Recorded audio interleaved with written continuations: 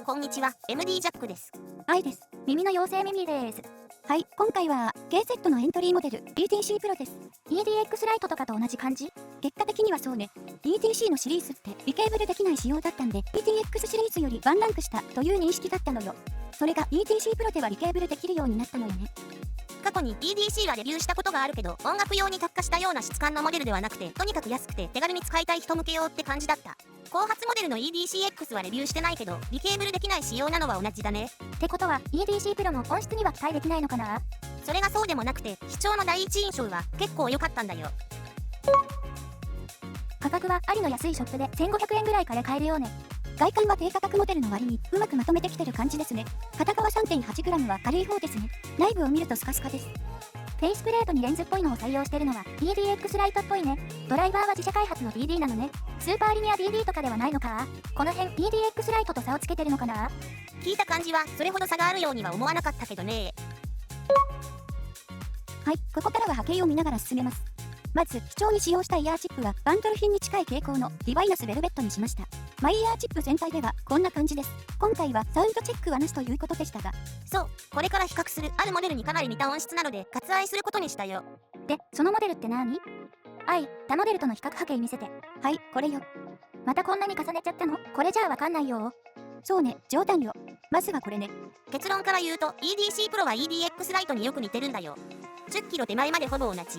10キロ以上は EDC プロの方がバランスいいぐらいだ。そっかー。だからサウンドチェックの収録をしなかったんだね。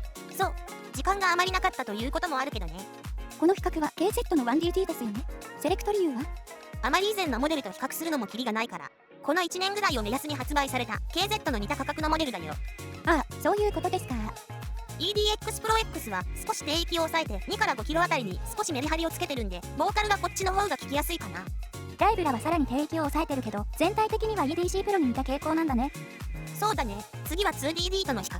本来は比較対象ではないと思うんだけど、セールとかで EDC プロの価格と同程度になるんなら 2DD に手を伸ばしたくなることもあるだろうから比較してみた。キャスターの2モデルはスイッチオールオフの状態ですよね。そう。スイッチ変化はこれを参考にしてほしい。どちらもチューニングスイッチで低域を持ち上げられるけど EDC プロの低域のピークがこの赤いラインぐらいなので、キャスターハーマンバージョンの低域ブースト2段階目より低域は強く、キャスターベースバージョンの低域ブースト1段階目と同じぐらいになるので、 EDC プロの低域は EDX ライト同様低域好きな人にも結構満足できるものなんじゃないかと思う。もし価格が ETC プロと同程度ならバージョンのお好み次第としてやっぱりチューニングスイッチ付きのキャスターがおすすめですかね。それはそうだね。メルガはキャスターハーマンバージョンの1100セッティングを切り出したような傾向だったよね。スイッチがいらなくてデザインが気に入ればメルガもいいかもね。ETC プロはこの中に入っても引けを取らない感じってことですかね。そうだね。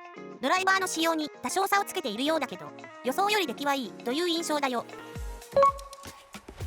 聞いた印象は EDX ライトと大体同じかもしれないけど、気づいた点があったら教えてほしいな。そうだな。低価格モデルでもリケーブルはした方が聞き心地は良くなると思うよ。ただ EDC プロはコネクターが2ピンタイプなので注意が必要だね。私は最初トリポウィンゾニー 4.4mm で聞いてたんだけど、もう少し広域があってもいいかなと思ってナイス HCK レッド AG の 4.4mm に変えてみた。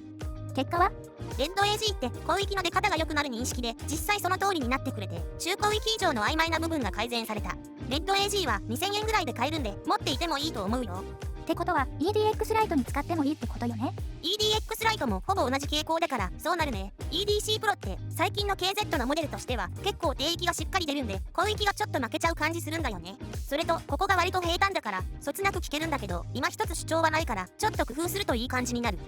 今回ピックアップした比較モデルをすでに持っていたらわざわざ EDC プロを買わなくてもいいと思うけど、これから買う人には検討対象にしてもいいんじゃないかな。EDC プロのデザインが気に入ったから買うでもいいし、低域があまり欲しくない人には比較波形を参考に検討してもらえばと思うよ。ということで KZ のエントリーモデル EDC プロのレビューでした。ではまた次の動画で。ご視聴ありがとうございました。MD ジャックチャンネルはイヤホンレビューを音と波形た言葉で表現します。チャンネル登録お願いします。